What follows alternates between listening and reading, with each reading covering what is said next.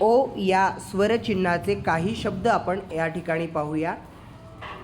झोका, मोर, होडी, बोर, जोड, मोज, सोबत, कोकम, दोडका, कोडी, खोडी, गोडी, घोडी, घोळका, ओळ, घोळ, चोळ, मोळी, पोळी, गोळी, टोळी, टोपी, गोपी, सोपी, सोहळा, पोळा, शोर या सर्व शब्दांमध्ये एक काना आणि एक मात्रा लागलेला आहे आणि त्यांचा उच्चार हा ओ सारखा होतो. पहा, झला एक काना एक मात्रा झो, झोचा उच्चार ओ सारखा होतो, म्हणून झला एक काना एक मात्रा झो, क ला काना का, झोका असे या शब्दाचे वाचन करायचे आहे.